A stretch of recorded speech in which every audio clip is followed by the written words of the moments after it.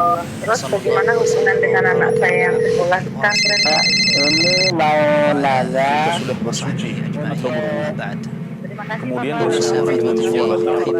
Wudunya batal. Assalamualaikum warahmatullahi wabarakatuh. Alhamdulillahi wassalatu wassalamu ala rasulillahi amma ba'd. Alhamdulillahirabbil alamin. Puji syukur senantiasa kita panjatkan kepada Allah Subhanahu wa taala yang mana dengan izinnya, dengan nikmatnya kita dapat bersua kembali, kita dapat berjumpa kembali dalam acara live interaktif Bekal Muslim tentang fikih jual beli dan muamalah kontemporer lainnya bersama Ustadzul Fadil, Ustadz Dr. Muhammad Arifin Badri, LCMA, yang mana beliau merupakan wakil ketua dan anggota Dewan Fatwa Perhimpunan Al-Irsyad. Di sore hari ini seperti biasa insyaallah ta'ala selama 1 jam ke depan kita akan bersama-sama mendengarkan nasihat beliau. Kita akan bersama-sama mendengarkan jawaban dari pertanyaan-pertanyaan yang telah masuk di meja redaksi kami ataupun pertanyaan yang nanti masuk melalui line telepon. Dan alhamdulillahirrahmanirrahim telah bersama kita semua di studio Fatwa TV Jember Ustadz Arifin Badri. Kita sapa terlebih dahulu. Assalamualaikum Ustaz. Waalaikumsalam. Kaifa haluk Ustaz? Ahlan marhaban bikum. Alhamdulillah khair Ustaz ya. Alhamdulillah sehat Ustaz. Semoga ini sore hari ini walaupun cuaca di Jember ini Ustaz ya. Hujan ya. Hujan Ustaz ya. Alhamdulillah alamin. Barakallah. Semoga mendapat barokah Ustaz. Amin. Ya rabbal alamin. Barakallah fiik. Barakallah. Baik pemirsa dan pendengar Fatwa TV dimanapun Anda berada, dan juga tak lupa kami akan menyapa rekan-rekan kami yang ikut merelay program di sore hari ini. Di antaranya ada Radio Binbas Yogyakarta, Radio Sahabat Tegal, Radio MDFM Probolinggo, Radio Amuba Pangkal Pinang, Radio Sago FM Sumatera Barat, Radio Gema FM Bontang, Radio Albina FM Bekasi, Radio Tuah FM Riau, Radio Madinah Caruban, Radio Dai Tengaran, dan Radio Mas FM Sragen. Itu beberapa rekan-rekan kami yang ikut merelay di program acara sore hari ini. Dan baiklah pemirsa, seperti biasa di awal program kali ini kita akan mendengarkan nasihat singkat dari beliau Ustadz Dr. Muhammad Arifin Badri, LCMA Hafizahullah Ta'ala. Kepada beliau dipersilahkan. Baik. Assalamualaikum warahmatullahi wabarakatuh. Alhamdulillah. Wassalatu wassalamu ala rasulillah wa ala alihi wa ashabihi wa man wala ma ba'du. Kaum muslimin dan muslimah, pemirsa Fatwa TV dan penyimak radio dimanapun Anda berada, puji dan syukur senantiasa mengawali setiap perjumpaan kita. Semoga perjumpaan kita ini membawa keberkahan dan menambahkan keilmuan serta meningkatkan keimanan kita. Salat serta salam semoga senantiasa tercurah kepada junjungan kita Nabi besar Nabi Muhammad SAW, keluarga dan juga seluruh kaum muslimin dan muslimah yang dengan setia menetapi dan mengamalkan serta memperjuangkan sunnah beliau hingga akhir masa kelak.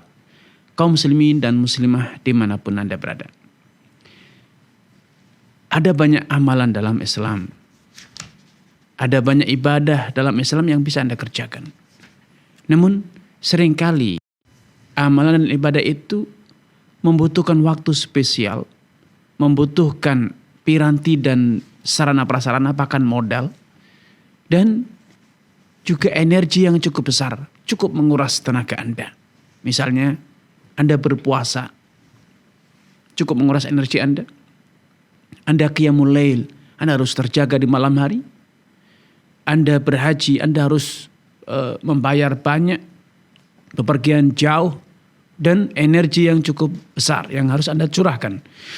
Namun ada amalan yang sangat ringan untuk kita kerjakan. Walau demikian pahalanya besar, akan tetapi sering luput dari kehidupan kita. Apa itu? Berzikir dan bertasbih kepada Allah Subhanahu wa taala. Rasulullah SAW mengingatkan kita kalimatani habibatani lirrahman, khafifatani ala lisan, thaqilatani fil mizan. Ada 2 ucapan yang ucapan itu ringan untuk diucapkan. Khafifatani ala lisan. Tak butuh banyak energi. Karena juga bukan ucapan yang panjang lebar, bukan, pendek. Namun ucapan itu habibatan ila rahman, sangat dicintai oleh Allah Subhanahu wa taala, dan pahalanya pun sangat berat, sangat besar, sehingga kelak di hari kiamat ketika pahala dua ucapan ini ditimbang, maka timbangnya itu sangat berat. Apa itu? Subhanallah wa bihamdihi, subhanallahil azim. Siapa dari kita yang tidak bisa mengucapkan subhanallah wa bihamdihi, subhanallahil azim. Maha suci Allah, subhanallah, maha suci Allah subhanahu wa ta'ala dari segala kekurangan, wa bihamdih, dan karena Allah maha sempurna dan tidak memiliki kekurangan, maka Allah itu layak, satu-satunya zat yang paling berhak untuk dipuji. Subhanallahil azim, dan maha suci Allah dari segala kekurangan, yang Allah itu maha agung. Subhanallah. Betapa banyak waktu kita, dua amalan ini, mengucapkan tasbih subhanallah wa bihamdihi subhanallahal azim, tidak butuh waktu spesial. Anda berkendara, Anda sambil masak, Anda mungkin sambil di sela-sela makan, Anda bisa mengatakan subhanallah wa bihamdihi subhanallahal azim. Di saat Anda sedang beraktivitas bekerja sebagai tukang kayu, sebagai tukang batu, atau sedang berjualan, Anda bisa sambil bertasbih, Anda sambil berebah di atas kasur Anda bisa mengucapkan subhanallah wa bihamdihi subhanallahil azim. Namun seringan dan semudah itu, banyak dari kita yang gagal atau belum berhasil untuk menetapinya, untuk mengamalkannya terus-menerus dalam setiap kondisinya. Apalagi bacaan dan zikir yang lebih panjang dari itu, yang lebih ringan saja, yang nyata-nyata mudah saja, kita seringkali lebih memilih untuk bengong, terdiam 1000 bahasa. Ya, dari satu sisi baik dibanding berkata-kata yang buruk, tetapi diam diri itu abstain, dia pasif, tidak berbuat apa-apa, tidak mendapatkan pahala sedikit pun. Waktu itu berlalu, umur itu akan berlalu dan tidak akan pernah kembali. Coba Anda bayangkan ketika Anda bengong, Anda berkendara sepeda motor sejauh 5 km, 10 km mungkin. Berapa kali Anda bisa mengulang-ulang subhanallah wa bihamdi subhanallahil azim di saat Anda sedang berkendara? Di saat Anda mungkin sebagai seorang ibu rumah tangga sedang menyiapkan masakan, Anda memotong, mengupas bawang, mengupas bumbu, menggoreng tempe, menanak nasi dan lain sebagainya. Apa yang menghalangi Anda untuk mengucapkan subhanallah wa bihamdihi subhanallahil azim? Sebagian orang justru malah sebaliknya, bukannya bertasbih, dia justru malah mendendangkan beberapa bait lagu, beberapa bait syair, pantun dan yang sejenis. Bukannya pahala yang dia dapat, dosa yang dia peroleh. Bukannya hati dia bertambah suci, jiwa dia semakin dekat dengan Allah, justru sebaliknya dia semakin jauh. Karena itu mari, dua kalimat yang ringan ini, subhanallah bihamdihi subhanallahil azim, kita jadikan bagian dari ucapan yang senantiasa melekat dengan lisan kita, sehingga lisan kita senantiasa basah dengan zikir kepada Allah Subhanahu wa taala. Wallahu taala. Masya Allah. Dua ucapan yang sangat mudah, Ustaz, ya. Betul, sangat mudah. Dimanapun, Ustaz. Dimanapun Kita bisa mengucapkan, di kendaraan, Ustaz, ketika sahar. sedang apapun, selama bukan dalam kondisi yang sedang terlarang ya, sedang berada di kamar mandi, berbuang hajat dan sejenis, maka kita bisa mengucapkan subhanallah wa bihamdihi subhanallahil azim, dan tidak harus keras ya. Masya Allah. Dua ucapannya insya Allah pahalanya sangat besar dan sangat dicintai oleh Allah, pemirsa dan pendengar Fatwa TV. Luar biasa. Semoga ini bisa menjadi pengingat bagi kita semua. Amin ya rabbal alamin. Baik, pemirsa dan pendengar Fatwa TV dimanapun Anda berada, kami juga mengingatkan kepada Anda pemirsa, kami mengajak Anda sekalian guna memanfaatkan peluang untuk berjuang bersama kami dalam syiar dakwah Islam di Fatwa TV melalui rekening yang telah tersedia di layar kaca Anda. Dan juga insya Allah tak lupa juga kami mengingatkan bahwasannya bagi Anda yang ingin berinteraksi langsung, Anda bisa menghubungi kami di nomor 0331 544 Anda bisa bertanya langsung kepada Ustadz Arifin di sore hari ini. Anda bisa bertanya apapun seputar fikih jual beli dan muamalah kontemporer dan lainnya di nomor yang sama di 0331 544 6087. Baiklah Ustadz, sambil menunggu penelpon mungkin kita bacakan. Oh baik, ini seperti sudah ada penelpon yang masuk Ustadz dari Ummu Safrin di Riau, Bapak Safrin sepertinya. Baik, kita sapa terlebih Ummu Fahri. Baik, Assalamualaikum Fatwa TV. Waalaikumsalam warahmatullahi wabarakatuh. Baik, Ummu Fahri, silahkan dengan pertanyaannya. Baik. Assalamualaikum ya Ustadz, barakallahu fiik. Waalaikumsalam warahmatullahi wabarakatuh. Fiik barakallah.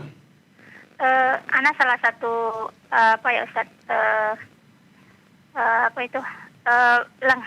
pelanggan dari satu bank. Karena qadarullah, karena kita memang transfer uang sekolah anak memang harus punya tabungan ya Ustaz. Yeah. Dan qadarullah, anak mendapat kartu sepertinya ini kartu kredit Ustaz. Tapi yang bernamakan sekali lagi dikasih nama kartu kredit Hasanah begitu. Jadi apakah anak harus ke bank untuk membatalkannya Ustaz? Anak kan takut ini akadnya kan ya Ustaz ya. Baik. Dan anak tidak pernah membuat akad ke bank. Cuma qadarullah memang pernah kemarin anak ditelepon. Cuma anak kurang ya, dan anak di perjalanan ditelepon langsung sama yang katanya dari pusat, dari BSI dari bank pusat begitu ya. Iya, anak tidak menyebutkan nama. Katanya anak sangka itu adalah kartu ATM mana yang diganti, karena juga anak pernah melihat di internet bahwa harus ditukar kartu yang lama dengan yang baru. Anak sangka itu adalah kartu ATM. Karena dia sekali lagi anti riba Bu, anti riba. Oh pasti ini ATM. Jadi itu aja pikiran anak. Baik, silakan kirim kata anak. Ternyata setelah anak periksa, ternyata itu kartu kredit Ustaz. Baik. Maka anak harus pergi ke bank itu untuk membatalkannya. Karena anak takut pada akadnya Ustaz. Baik. Itu aja Ustaz. Jazakallahu khair, barakallahu fiik. Baik, barakallahu fiik wa thabakumullah kepada Ummu Fakhri ya. Semoga Allah SWT menampakkan taufik dan kepada Ummu Fakhri, keluarga dan juga seluruh pemirsa dan penyimak dimanapun Anda berada. Secara prinsip, saya tidak menyarankan siapapun dari kaum muslimin untuk menggunakan kartu kredit. Karena sistem yang ada, kartu kredit itu rata-rata masih menginduk kepada perusahaan-perusahaan konvensional, bahkan perusahaan multinasional ya. Yang memiliki sistem kartu kredit itu adalah perusahaan-perusahaan multinasional. Sedangkan perbankan lokal yang ada di negara kita, konvensional ataupun yang syariah, masih menggunakan atau mengikuti sistem yang dibuat oleh perusahaan-perusahaan multinasional tersebut, yang itu sistemnya berbasis riba. Yang kedua, secara prinsip kaum muslimin bila memang tidak perlu untuk berbelanja dengan hutang, akan lebih baik berbelanja dengan tunai, karena itu lebih mudah untuk pengendalian dan perencanaan pembelanjaan kita, agar kita tidak besar pasak daripada tiang. Betapa banyak dan betapa sering orang pengguna kartu kredit itu akhirnya tanpa dia sadari, karena kemudahan yang begitu menggiurkan, belum lagi potongan harga yang begitu menggiurkan, akhirnya mereka berperilaku besar pasak daripada tiang. Ujung-ujungnya tidak lagi mampu melunasi dan akhirnya terjerat riba. Dan alhamdulillah saat ini kemudahan untuk berbelanja cashless itu bisa didapatkan dengan kartu debit, ya, bisa didapat dengan kartu kredit, sehingga ketika Anda ingin transaksi dengan cashless tanpa menggunakan uang, maka itu sangat bisa dilakukan sekarang, misalnya dengan dompet virtual atau dengan menggunakan transfer mobile banking, internet banking ya. Kecuali bila Anda memang dalam kondisi terpaksa harus menggunakan kartu kredit karena mungkin Anda bertransaksi internasional atau Anda mungkin sering traveling ke luar negeri. Saat itu mungkin Anda terpaksa. Adapun Anda yang tidak terpaksa, saya sarankan tidak menggunakan kartu kredit karena itu potensi Anda terjebak. Belum lagi secara klausul Anda harus menyetujui poin-poin dalam klausul perjanjian itu bahwa kalau telat bayar maka Anda harus bayar denda, riba, atau dengan bahasa yang telah dihaluskan, diperhalus dengan mengatakan bersedekah ya, berinfak. Dan itu ujung-ujungnya adalah sama saja denda. Wallahu ta'ala alam. Karena itu saya sarankan Ummu Fahri untuk menghentikan atau penggunaan kartu kredit itu dengan datang ke kantor cabang dan membatalkannya. Wallahu a'lam. Baik, Masya Allah, syukron jazakallah khair Ustaz. Barakallahu Semoga ini menjadi perhatian bagi Ummu Fahri. Dan kita berlanjut ke penelpon selanjutnya Ustaz. Ada Ibu Amanda di Jakarta. Kita sapa terlebih dahulu. Halo, Assalamualaikum Fatwa TV. Waalaikumsalam warahmatullahi wabarakatuh. Baik Ibu, silahkan dengan pertanyaannya. Nah, bismillah. Assalamualaikum Ustaz. Tanya, suami saya dulu sebelum hijrah pernah bekerja sama dengan teman lamanya untuk investasi Ustaz. Itu investasinya riba. Nah, melihat keuntungan yang besar, akhirnya suami saya itu tergiur. Mengajak teman-teman kantornya juga untuk ikut bergabung. Nah, qadarullah semua dananya itu dibawa kabur dengan teman lamanya itu Ustaz. Dan kondisinya saat ini suami ana masih membayar ganti rugi kepada teman-temannya. Pertanyaan saya, kan itu dulu akadnya pada waktu sebelum hijrah itu akadnya adalah investasi. Kira-kira boleh nggak Ustaz, kalau sekarang suami saya itu tidak mengganti rugi teman-temannya, dan bagaimana jika teman-temannya itu tidak terima? Baik. Barakallahu fiikum wa athabakumullah kepada Ibu Amanda di Jakarta. Semoga Allah SWT menambahkan taufik kepada ibu, keluarga dan juga seluruh pemirsa dimanapun Anda berada. Pertanyaan Ibu Amanda ini masih terlalu global ya. Karena seperti apa dahulu akad antara suami dengan teman-temannya? Apakah mereka berinvestasi kepada suami, atau suami itu hanya memberikan rekomendasi saja? Hanya memberikan rekomendasi bahwa ini ada investasi yang profit atau yang bagus misalnya. Kalau sebatas rekomendasi, maka suami ibu tidak berkewajiban untuk mengganti rugi. Karena masing-masing punya kemampuan untuk memverifikasi, cek and recheck tentang keamanan dan juga kesyariahan akad tersebut atau investasi tersebut. Namun kalau yang terjadi adalah mereka berinvestasi melalui suami Ibu Amanda, sehingga hubungan antara perusahaan atau orang yang menjalankan usaha itu tidak langsung dengan para pemilik modal, maka ya dalam kondisi macam ini suami ibu memang harus mengganti ya. Suami ibu harus mengganti karena memang mereka berinvestasi melalui atau ke suami ibu, dan kemudian barulah investasi itu disalurkan ke pihak ketiga dengan harapan suami ibu dulu mungkin berpikirnya akan mendapatkan selisih margin antara profit yang didapat dari pemilik usaha dengan profit yang dijanjikan kepada para pemodal. Ini konsekuensinya ketika ternyata suami ibu ditipu, maka akhirnya rugi, dan akhirnya para investor yang berinvestasi lewat suami ibu akhirnya juga ikut rugi. Ya. Yang kalau kasusnya adalah mereka berhubungan langsung dengan para investor, suami hanya sekedar menyampaikan saja, maka secara hukum maka suami ibu tidak berkewajiban ya. Nah, sehingga ini perlu dipastikan kepada suami seperti apa dulu kesepakatannya dengan teman-temannya tersebut, sehingga hari ini mereka menuntut kepada suami ibu.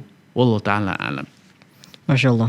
Syukron jazakallahu khair atas jawabannya. Semoga ini bisa menjadi jawaban bagi Ibu Amanda di Jakarta berkaitan dengan investasi yang di situ ada ribanya tadi Ustaz ya, ternyata ya. Baik. Baik Ustaz, mungkin sembari menunggu penelpon yang masuk Ustaz, juga kami ingatkan bagi Anda pemirsa yang ingin bergabung bersama kami, Anda bisa menghubungi kami di 0331 544 6087.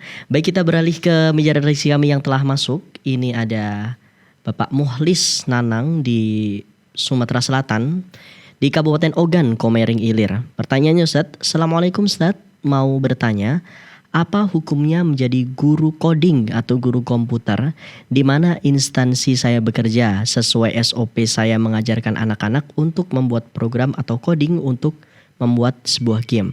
Singkatnya, saya mengajari anak-anak untuk membuat game di komputer dan gamenya bebas. Apakah pekerjaan dan penghasilan saya baik dan halal? Syukron Ustaz, jazakallahu khair. Barakallahu fiik wa tabakumullah. Semoga Allah SWT menambahkan taufik kepada Anda, keluarga, dan juga seluruh pemirsa dan penyimak dimanapun Anda berada. Menjadi seorang guru coding itu sama saja menjadi seorang guru untuk mengajari ilmu matematika, ilmu kimia, ilmu yang lainnya, ilmu bahasa Arab yang lain. Adapun ketika sang anak menggunakan untuk yang lainnya, maka Anda sebagai guru punya akses untuk memberikan arahan, untuk mengajari, untuk memberikan bimbingan sehingga mereka tidak memproduksi hal-hal yang bertentangan aturan syariat. Ya, misalnya mereka kalaupun membuat game yang tidak bertentangan aturan syariat, tidak mempertontonkan aurat wanita, game tersebut tidak ada unsur judinya, dan game itu hanya permainan belaka seperti yang banyak didapat di internet ya. Anda punya akses untuk mengajarkan itu. Ajarkan moralitas sebagai seorang programmer yang baik, programmer yang muslim, bertanggung jawab atas apa yang dia produksi dan dampak dari program yang dia buat. Kemudian setelah itu masalah penyalahgunaan itu sepenuhnya tanggung jawab siswa Anda, bukan tanggung jawab Anda lagi. Sehingga setelah Anda mengajarkan etika moralitas seorang programmer, maka tanggung jawab Anda selesai dan penyalahgunaan itu sepenuhnya tanggung jawab murid-murid Anda. Sehingga apa yang Anda dapat dari upah mengajar coding itu insya Allah halal, wallahu ta'ala alam. Masya Allah, terima kasih Ustadz. Semoga ini bisa menjawab pertanyaan dari penanya Bapak Muhlis Nanang Alpian. Baik, mungkin kita beralih ke pertanyaan selanjutnya Ustadz ya. Ini dari Bapak Denny Muhammad Subur di Bondowoso, Jawa Timur. Assalamualaikum, Afwan Ustadz mau bertanya seputar investasi di sebuah platform yang berbasis pembangkit listrik tenaga air dengan konsep investasi. Misal di platform ada beberapa pilihan pembelian. Misal kita menyewa alat di platformnya yang investasinya seharga 200.000. Namun dengan masa kontrak investasi 200.000 akan menghasilkan 1,6 juta. Namun penarikan bisa dilakukan setiap hari minimal 50.000 dan hasil perharinya flat untuk yang 200.000 adalah 8.000 per hari. Hukumnya bagaimana Ustaz? Syukran. Baik. Barakallahu fiik wa athabakumullah kepada penanya. Semoga Allah SWT menampakkan taufik kepada Anda, keluarga dan juga seluruh pemirsa dimanapun Anda berada. Investasi semacam ini sangat mencurigakan ya. Karena apa? Karena yang namanya investasi itu kita harus tahu perusahaannya apa, bergerak di bidang apa, dan kemudian perusahaan itu betul-betul real, bukan hanya sekedar nama. Ya, betapa banyak investasi apalagi yang online mengaku mereka menyalurkan dananya itu untuk proyek A, proyek B, pengadaan ini, pengadaan itu, padahal itu sekedar klaim saja. Seperti yang sering kita dengar, misalnya ada investasi berkebun emas, bertanam emas, bercocok tanam emas, kemudian dia akan mendapatkan profit dan seterusnya. Ini suatu hal yang tidak benar ya. Fisik emasnya tidak pernah ada, ini fiktif. Demikian pula ini investasi, katanya pembangkit listrik, di mana posisinya Anda harus tahu. Seperti apa, berapa cost operasionalnya, produksi listriknya berapa, idealnya Anda tahu. Namun kalau ternyata itu hanya sekedar untuk memutar uang, kedok memutar uang, maka itu sejatinya adalah judi yang berkedok investasi. Dan ini sudah banyak sekali ya, judi online yang berkedok investasi. Ujung-ujungnya nanti kalau sudah banyak sudah banyak anggotanya, mereka akan kabur. Tiba-tiba secara sepihak mereka tutup dan hilang dana-dana yang telah terkumpul. Nah ini yang perlu diwaspadai ya. Karena itu jangan mudah terkecoh dengan kamuflase ataupun kata-kata investasi, listrik ataupun yang lainnya. Padahal ternyata tidak ada wujudnya, tidak ada pembangkitnya. Apalagi mereka mengatakan pembelian mesin. Ternyata juga tidak ada mesinnya. Itu hanya sekedar nama saja.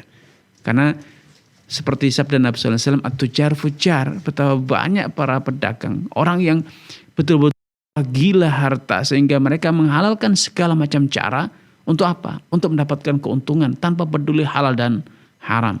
Wallahu ta'ala a'lam. Baik, Masya Allah, jazakallah khair Ustaz wa barakallahu fikum. Kita beralih ke penanya selanjutnya Ustaz ya, dari penelpon.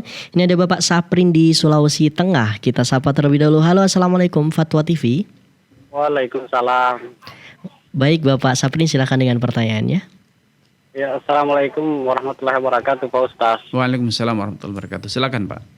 Ini mau nanya Ustaz masalah hukum kredit motor ini, bagaimana hukumnya Ustaz? Ya. Boleh atau tidak? Kredit kepada siapa nih Pak? Ke leasing ya? Iya Ustaz. Baik. Barakallahu fiik wa tabaarakallahu kepada Pak Saprin ya. Semoga Allah SWT menambahkan taufik kepada Pak Saprin, keluarga dan juga seluruh pemirsa dimanapun Anda berada. Amin. Kredit kepada leasing itu sudah bisa dipastikan mengandung unsur riba. Karena leasing tidak punya barang, dia hanya menanggung sejumlah dana untuk pembelian motor Pak Saprin, dan kemudian dia akan memberikan margin keuntungan atau membebankan margin keuntungan yang dicicil selama sekian bulan. Kalau telat maka ada dendanya, maka ini sudah dipastikan itu ada unsur ribanya. Kalaupun yang berkedok syariah, banyak yang berkedok syariah itu hanya sekedar namanya saja, ujung-ujungnya skemanya sama, menghutangkan 15 juta rupiah nanti bayarnya menjadi 20 atau menjadi 18. Mengutangkan nilai motor sebesar 23 juta, nanti kembalinya 30 juta misalnya. Kenapa? Karena mereka tidak punya barang, mereka tidak beli barang dulu kepada pemiliknya dan kemudian menjualnya kepada Anda. Yang terjadi Anda hanya disuruh ngambil motor di dealer karena mereka telah melunasi harga motor tersebut. Ya, semua prosesnya Anda yang melakukannya. Tentu ini tidak sesuai dengan skema investasi yang sesuai dengan syar'i ya. Itu sejatinya yang terjadi adalah utang piutang yang berbunga. Allah ta'ala alam. Masya Allah. Apapun unsur leasingnya walaupun syariah itu tetap Ustaz. Sebagian koperasi alhamdulillah sudah ada yang menggunakan skema syariah. Mereka beli dulu motornya. Pak Saprin ditanya mau beli motor apa, merek apa, warna apa, model tahun berapa, seperti itu. Kemudian mereka beli, setelah beli barulah Pak Saprin datang ke koperasi beli barang tersebut dengan harga yang disepakati. Maka kalau skemanya seperti ini maka itu boleh ya. Wallahu taala. Baik. Baik Ustaz, terima kasih jazakallahu khairan.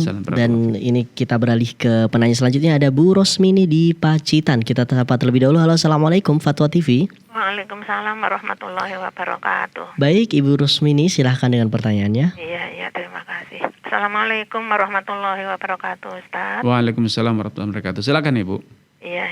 Ini ada seseorang yang mempunyai masalah. Kemudian orang ini supaya didampingi ke kantornya yang bersangkutan. Kemudian orang ini mengasih sekedar makanan ringan atau bagaimana. Itu kepada si yang disuruh ngantar itu. Itu apa makanannya itu sudah halal gitu.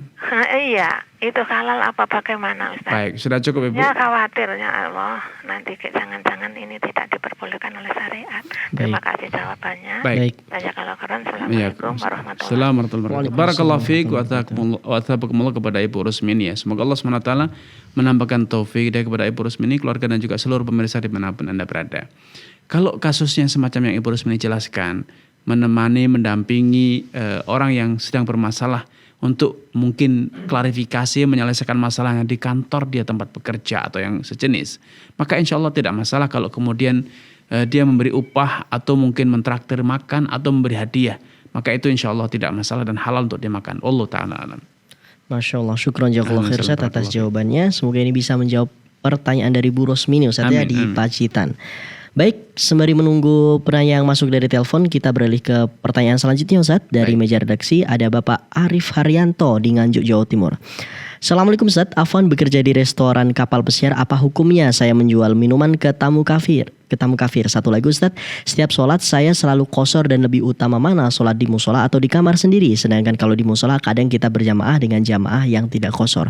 Jazakumullah khairan. Baik, barakallahu fiik wa athabakumullah. Semoga Allah SWT menambahkan taufik kepada Anda, keluarga dan juga seluruh pemirsa dimanapun Anda berada. Di kapal pesiar biasanya menyajikan khamr. Maka kalau Anda bekerja di kafe tersebut yang Anda tahu di sana disajikan khamr, bisa jadi Anda yang menyajikannya, Anda yang menjualnya, maka itu tentu haram hukumnya. Karena Rasulullah SAW telah memberikan larangan keras. Beliau bersabda, Rasulullah SAW an yajlisa ar-rajulu ala ma'idatin yudaru 'alaiha al-khamr. Nabi itu melarang kita untuk duduk di satu meja makan, meja jamuan yang di sana disajikan khamar. Apalagi kalau ternyata kita yang menyajikannya, maka dosanya lebih besar. Rasulullah bersabda, la'anallahu fil khamri 10. Allah itu melaknati perihal khamar itu ada 10 kelompok orang. Salah satu adalah sakiyah, orang yang bertugas menuangkannya. Apalagi kalau ternyata dia yang menuangkan, dia yang menjualnya. Nabi juga melaknat penjualnya. Wa ba'iha, penjualnya juga dilaknat. Maka kalau itu nyatanya seperti itu faktanya, Anda di kafenya itu jual beli khamar, ada menyediakan khamar, walaupun bukan hanya khamar yang disediakan, maka Anda tidak boleh berjualan di tempat tersebut, bekerja di tempat tersebut. Kemudian masalah sholat ya, sholat itu yang lebih utama tentu adalah berjamaah, siapapun imamnya. Imamnya bisa jadi sesama musafir maka qashar. Atau mungkin dia tidak qashar karena mukim atau karena memang dia tidak ingin qashar ya. Karena menurut mayoritas ulama qashar itu sunnah, tidak wajib. Sehingga dia memilih itmam, memilih menyempurnakan sholatnya. Maka apapun yang dilakukan oleh imam ikutilah. Dan itu lebih utama dibanding Anda sholat sendiri di kamar ataupun di tempat Anda bekerja. Wallahu ta'ala alam. Baik, Masya Allah, syukron jazakallah khair Ustaz atas jawabannya. Ini kita beralih ke penelpon selanjutnya Ustaz. Ada Bapak Nasrun di Martapura. Kita sapa terlebih dahulu. Halo, Assalamualaikum Fatwa TV. Waalaikumsalam warahmatullahi wabarakatuh. Baik Bapak Nasrun, silahkan dengan pertanyaannya. Ya, saya mau tanya Pak. Ya, silakan. Pak sudah selesai mandi lalu mengambil air wudhu, cuma memakai celana pendek yang paling pendek itu. Apakah wudhunya itu sah, apakah tidak ya Pak? Baik. Sudah cukup Pak? Ya. Baik. Barakallahu fiikum wa tabaarakallahu kepada Pak Nasrun di Martapura. Semoga Allah SWT menampakkan taufik hidayah kepada Pak Nasrun, keluarga dan juga seluruh pemirsa dimanapun Anda berada. Berwudu ketika kita selesai mandi ya, maka kadang sebagian orang sebelum memakai pakaian sama sekali masih dalam kondisi telanjang dia berwudu, maka itu tidak masalah. Namun memang yang dianjurkan setelah kita mandi itu segera mengenakan pakaian. Alias kita membuka aurat itu seperlunya saja. Kalau sudah selesai keperluannya maka segera mengenakan pakaian. Sehingga ketika kita berwudu akan lebih baik bila kita dalam kondisi telah berpakaian ya. Namun karena tempatnya itu tertutup, kamar mandinya tertutup, maka insya Allah tidak masalah. Kalaupun kita berwudu dalam kondisi belum mengenakan pakaian sama sekali. Apalagi tadi Pak Nasr mengatakan sudah mengenakan celana pendek. Maka insya Allah tidak masalah. Itu tidak menghalangi keabsahan wudu Bapak. Walaupun kalau Bapak menyegerakan mengenakan pakaian itu lebih baik. Karena akan tetapi kadang-kala ya orang itu khawatir celananya basah, pakaiannya basah kalau dia berwudu dalam kondisi telah berpakaian sempurna ya. Tapi sekali lagi kesimpulannya tidak masalah. Kalaupun masih dalam kondisi belum mengenakan pakaian sama sekali, wudunya tetap sah, asalkan tidak lagi menyentuh kemaluan. Karena menyentuh kemaluan itu menurut banyak ulama membatalkan wudu. Wallahu ta'ala alam. Baik, Masya Allah. Terima kasih Ustaz. Jazakallah khairan. Kita beralih ke penanya selanjutnya Ustaz. Ini ada Bapak Mustazam di Kalimantan Timur. Kita sapa terlebih dahulu. Halo, Assalamualaikum Fatwa TV. Waalaikumsalam warahmatullahi wabarakatuh. Baik, Bapak Mustazam silahkan dengan pertanyaannya. Begini Ustadz, ya. Ini kan Ana sebagai subkontraktor di perusahaan batubara, ya. Subkontraktor listrik. Ya. Kebetulan dalam kira-kira tanggal 1 ini Ustadz, ya. Ada acara gitu Ustadz. Nah acaranya itu yang seringan itu Ustadz, ya. mengolok-ngolok sunnah. Ya. Nah terus Ana ini Ustadz apa? Diundang. Kan listriknya dengan lampu-lampunya. Bagaimana status Ana Ustaz? Iya.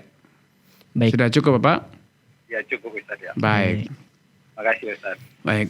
Barakallahu fiikum wa tabaarakallahu kepada Pak Mustazam ya. Semoga Allah Subhanahu wa taala menambahkan taufik kepada Pak Mustazam, keluarga dan juga seluruh pemirsa dimanapun Anda berada. Ya, menyediakan listrik untuk acara pengajian itu secara prinsipnya itu bagus, baik. Dan saya yakin siapapun penceramahnya pasti dia akan mengajarkan yang baik, mengajak yang baik. Walaupun kadang-kadang diselingi dengan selorohan ucapan-ucapan yang kadang tidak senonoh, kadang tidak sesuai dengan tuntunan Nabi, atau kadang mengolok-olok sesama muslim. Maka itu sepenuhnya tanggung jawab dari siapa? Dari penceramahnya, bukan tanggung jawab penyedia listriknya. Maka insya Allah tidak masalah kalaupun Anda menyediakan listrik tersebut.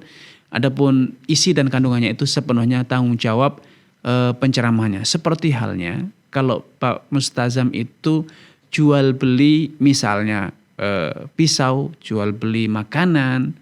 Ya dahulu Nabi SAW mempekerjakan orang Yahudi. Membeli atau menjual barang kepada orang Yahudi. Maka itu tidak masalah. Masalah Yahudi kemudian setelah makan dan kenyang, punya tenaga berbadan sehat, kemudian mereka menyembah berhala. Itu urusan mereka, bukan tanggung jawab kita. Ya. Makanya Pak, yang Anda jual itu apa? Yang Anda jual adalah listrik, layanan, dan itu halal. Masalah kemudian pembelinya menggunakan, itu sepenuhnya tanggung jawab dari siapa? Tanggung jawab dari yang menyewa ataupun yang membelinya. Wallahu ta'ala alam. Baik, Masya Allah, syukron jazakallah khair atas jawabannya Ustaz.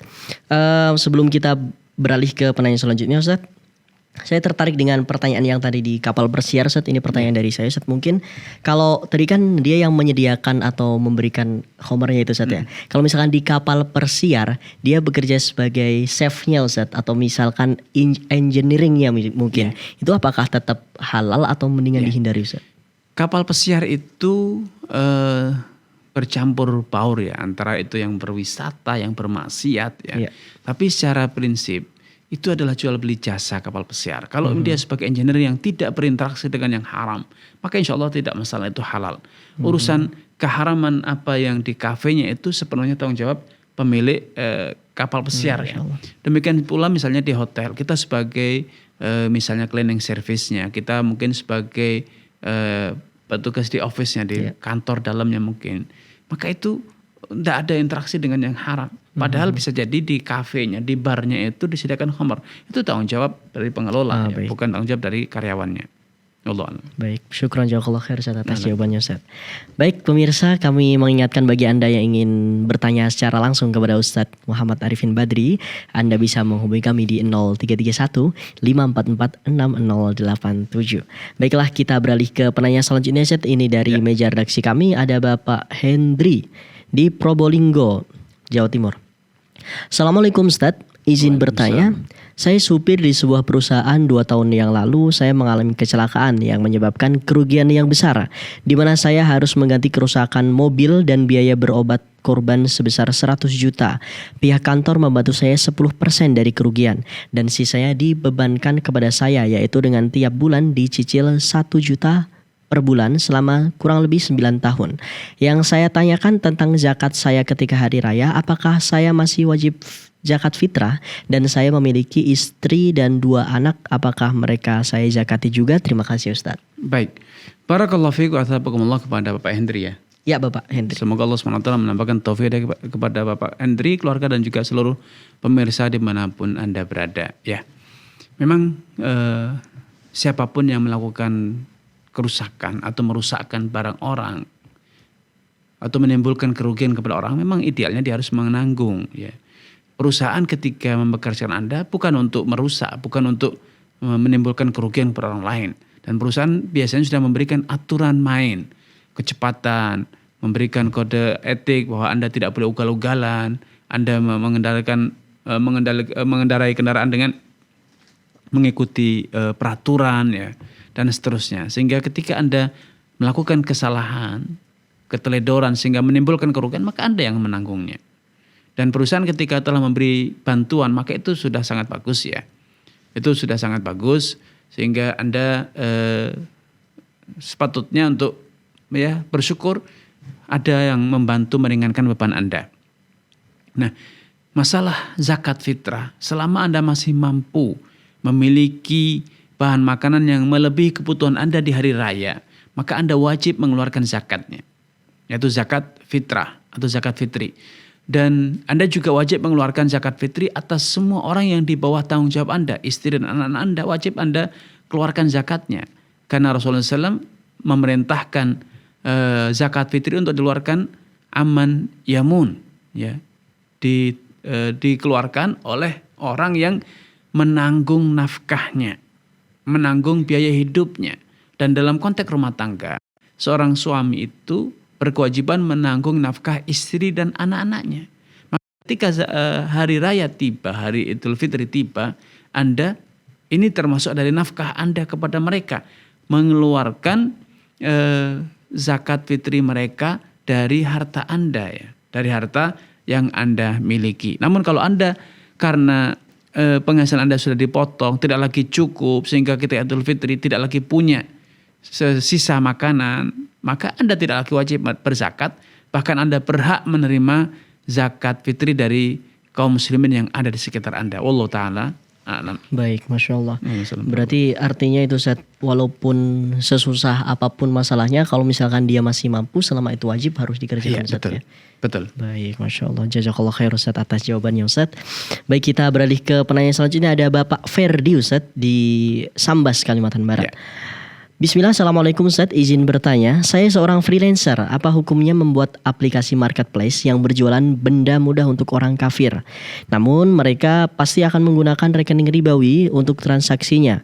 Kemudian jika hal tersebut dilarang, apakah saya boleh hanya membuat sebagian aplikasi tersebut tanpa menyediakan program untuk melaksanakan transaksi ribawi tersebut? Syukron jazakallahu khair Ustaz. Baik.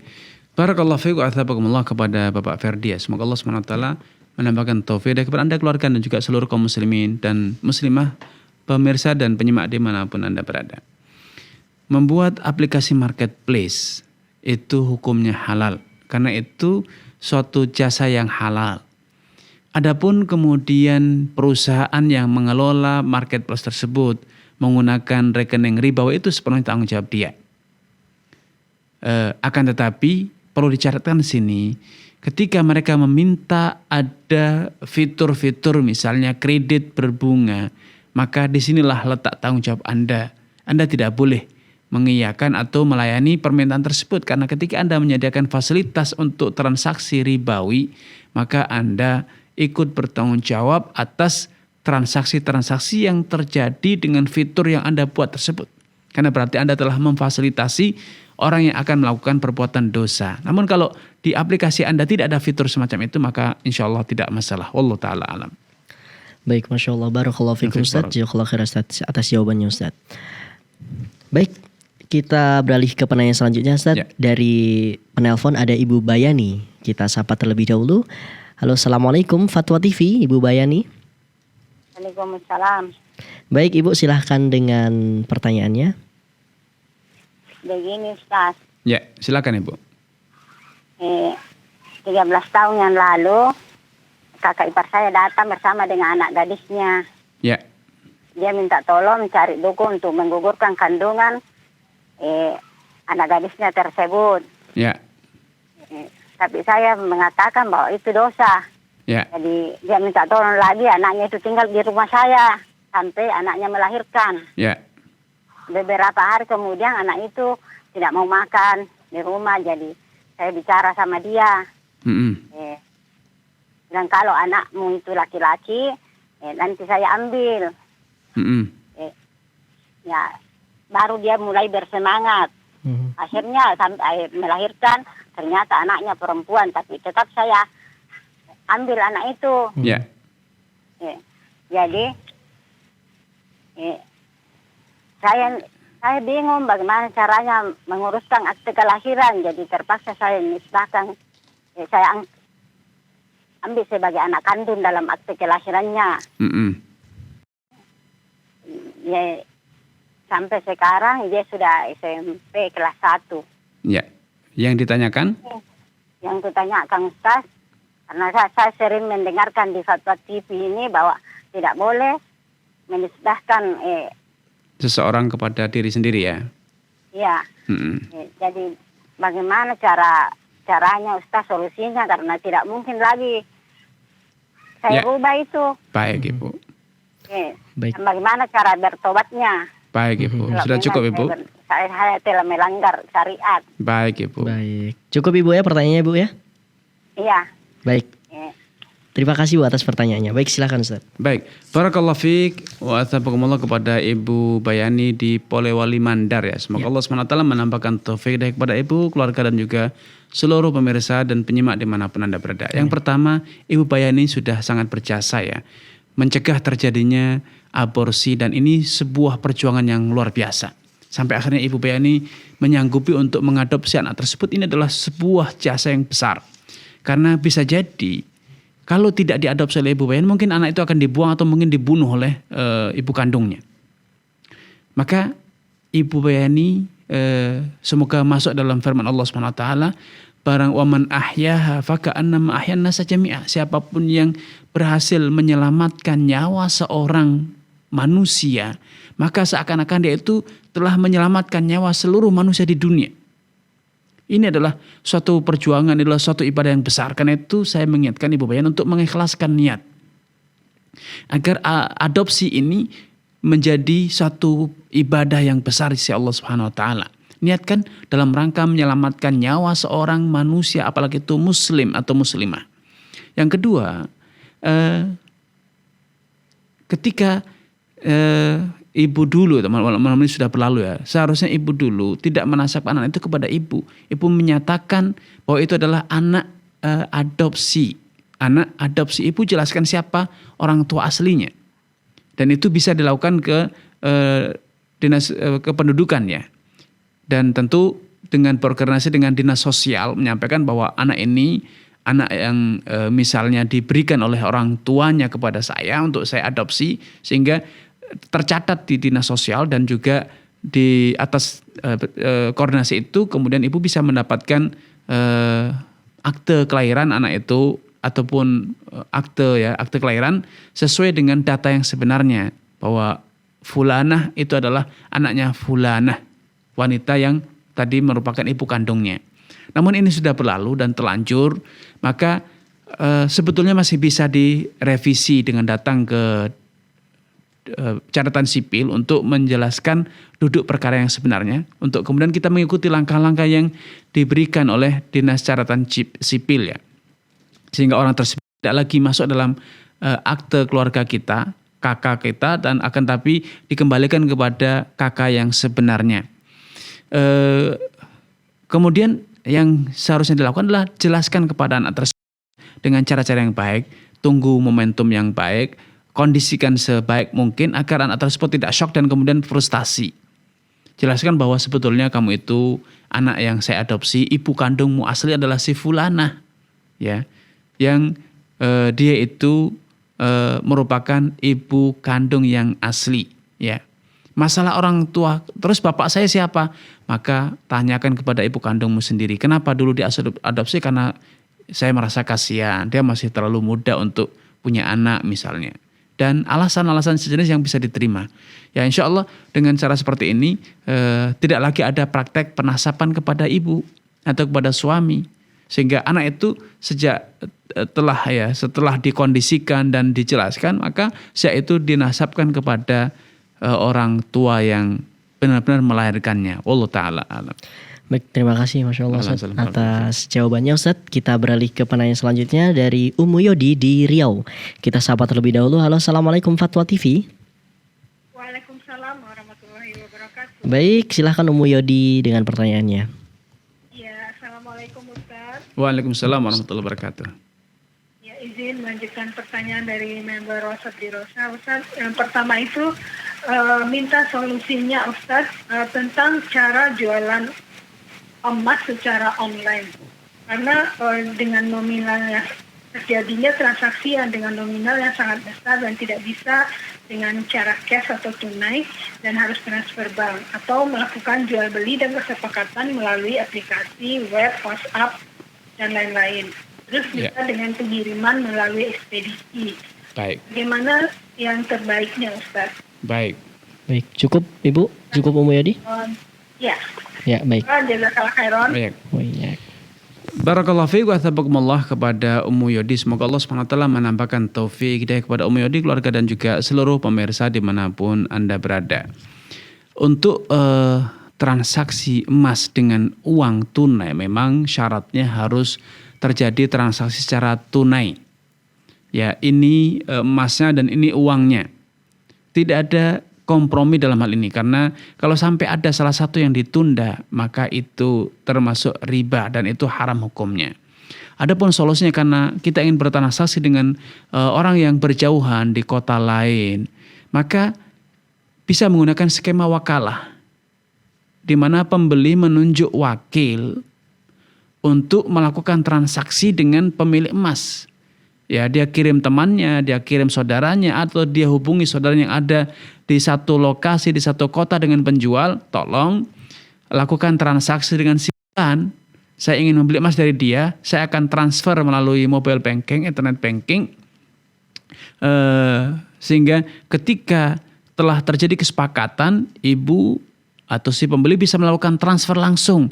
Seketika orang yang ditunjuk tadi mewakili pembeli itu masih berada dalam satu majelis dengan siapa? Dengan penjual.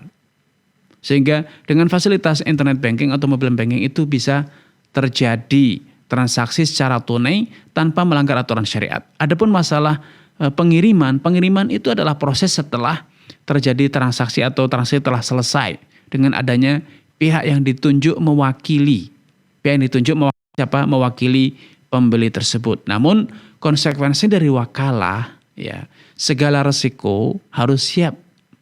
Ya, pihak yang mewakilkan atau pembeli ini harus siap dengan segala resiko dari praktek wakalah tersebut. Bisa jadi wakilnya minta upah, maka ya harus ditanggung oleh pembeli. Ya, bisa jadi wakilnya ternyata berkhianat, maka itu resiko dari pembeli. Ya. Namun kalau itu bisa diminimais dengan cara apa? Setelah wakalah transaksi, wakil tersebut hanya menjadi wakil untuk transaksi, adapun pengirimannya dipercayakan kepada penjual untuk mengirimkan melalui ekspedisi yang dipercaya, maka insya Allah itu tidak masalah. Wallahu ta'ala a'lam. Masya Allah. Jazakallah Ustaz atas jawabannya Ustaz. Baik, mungkin kita beralih ke penanya selanjutnya, namun dari website Ustaz ya. Baik. Dari meja redaksi yang telah masuk. Ini dari Ummu Tufail Ustaz di Surabaya, Jawa Timur. Pertanyaannya, Bismillah. Jika saya membeli rumah senilai 400 juta, kemudian cicilan 10 juta per bulan sampai lunas dengan DP 75 juta. Namun jika di tengah jalan tidak bisa membayar, maka uang akan kembali ke kita 75 juta yang sudah kita bayarkan. Bagaimana hukumnya? Kemudian jika rumah dijual lagi karena tidak bisa melanjutkan cicilan, tapi harga rumah naik, apakah kembali kita sesuai jumlah cicilan atau sesuai berapa persen yang sudah kita bayarkan? Terima kasih Ustaz. Baik. Barakallahu fiik wa tabakumullah kepada Ummu Tufail. Semoga Allah SWT menambahkan taufik kepada Ummu Tufail, keluarga dan juga seluruh pemirsa dimanapun Anda berada. Dalam akad jual beli, ketika telah terjadi kesepakatan akad, maka konsekuensinya barang yang dijual belikan itu berpindah kepemilikan menjadi milik pembeli. Walaupun pembeli belum lunas membayar. Tidak masalah, itu tidak menghalangi status kepemilikannya atas barang yang dia beli. Sehingga ketika gagal bayar dan ada klausul kesepakatan bahwa barang yang dibeli itu dijual ulang kepada pihak ketiga, dari hasil penjualan itu kemudian digunakan untuk melunasi sisa cicilan.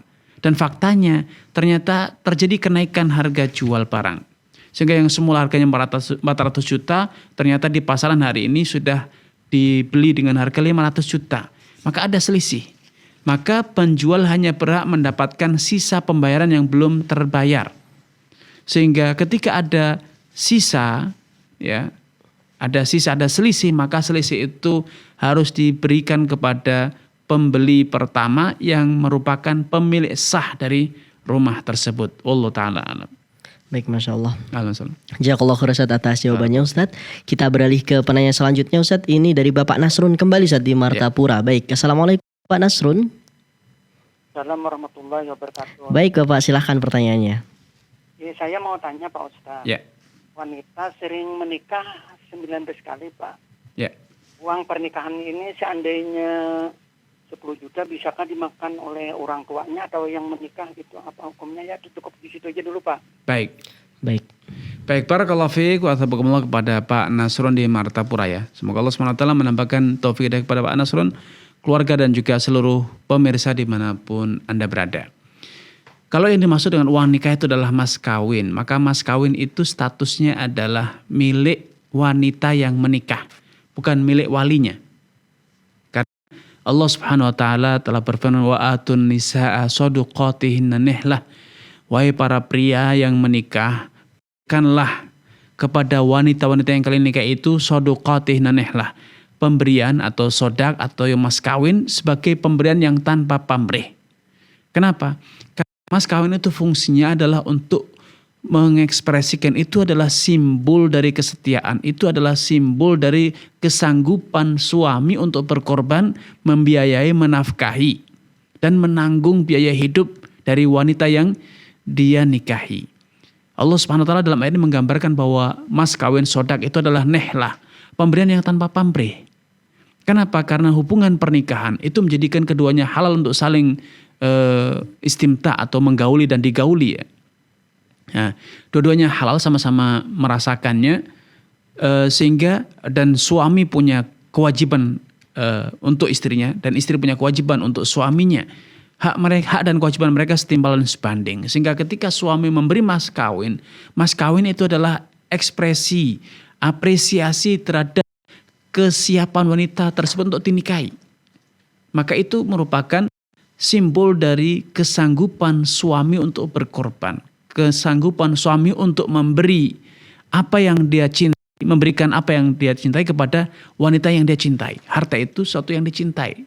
Ketika suami telah siap memberikan harta yang dia miliki untuk wanita yang dicintai, maka itu merupakan bukti konkret bahwa suami lebih mencintai istrinya dan siap mengorbankan apapun yang dia miliki demi kebahagiaan istrinya. Karenanya seharusnya mas kawin itu dimiliki dan dinikmati oleh sang wanita yang dinikahi, bukan oleh walinya. Sehingga kalau walinya mengambil itu tanpa restu, tanpa izin, tanpa kerelaan dari wanita yang dinikahi, maka itu sama saja al-ghasbu, merampas hak seorang muslim, dan itu tentu hukumnya haram. Tapi kalau istri merelakan, menghibahkan, menghadiahkan mas kawin itu kepada siapa yang dia mau, kepada orang tuanya, kepada ibunya, bahkan kepada suami yang menikahinya, memberikan sebagiannya atau bahkan mengembalikan semua mas kawin dengan sukarela, maka itu insya Allah halal, tidak masalah. Wallahu ta'ala a'lam. Masya Allah. Berarti pada intinya kembali ke istri Ustaz ya? Kembali kepada istri, betul. Baik, Masya Allah. Jazakallahu khair Ustaz atas jawabannya Ustaz ya. Dan alhamdulillah Ustaz, tidak terasa Ustaz sudah sekitar 1 jam Ustaz kita menemani pemirsa dan pendengar Fatwa TV di sore hari ini. Insyaallah kita mendapat banyak sekali faedah, ilmu dan nasihat dari antum Ustaz. Semoga ini bisa bermanfaat bagi kita semua. Dan sekali lagi kami ucapkan jazakumullah khair Ustaz telah menyempatkan waktunya untuk bisa hadir bersama kita semua di sore hari ini, hadir di studio Fatwa TV untuk memberikan nasihat kepada kita semua. Semoga ini menjadi amal jariah bagi antum. Amin, amin. Amin ya rabbal alamin. Baik pemirsa Fatwa TV dan pendengar dimanapun Anda berada, tidak terasa akhirnya sudah sekitar 1 jam kita telah membersamai Anda semua. Kita telah mendengarkan nasihat beliau, mendengarkan jawaban dari pertanyaan-pertanyaan yang telah masuk. Dan insyaallah ta'ala kita akan kembali di pekan depan insyaallah dengan izin Allah subhanahu wa ta'ala. Dan juga bagi Anda pemirsa kami ingatkan, bagi Anda yang ingin mengetahui rangkaian acara di Fatwa TV lebih detail, Anda bisa mengunjungi website kami di www.fatwatv.id dan update tanya jawab bisa di www.dewanfatwa.com/tanyajawab. Dan juga kemudian kami mengajak Anda pemirsa dan pendengar sekalian guna memanfaatkan peluang untuk berjuang bersama kami dalam syiar dakwah Islam di Fatwa TV melalui rekening aktif kami yang bisa Anda saksikan di layar kaca Anda. Dan alhamdulillahirrahmanirrahim kita telah selesai di program sore hari ini. Semoga kita bisa mendapatkan faedah apa yang telah disampaikan oleh Ustadz Arifin Badri di sore hari ini. Sekali lagi terima kasih jazakumullah khairan pemirsa atas partisipasi Anda semua di sore hari ini. Kita tutup pertemuan kali ini dengan doa kafaratul majlis. Subhanakallahumma bihamdika asyhadu an la ilaha illa anta astaghfiruka wa atubu ilaik. Wassalamualaikum warahmatullahi wabarakatuh. Ya Allah. Terus bagaimana hubungan dengan anak saya yang sekolah di pesantren? Ini mau nanya. Sudah bersuci atau berwudu, kemudian bersentuhan dengan suami, wudunya batal.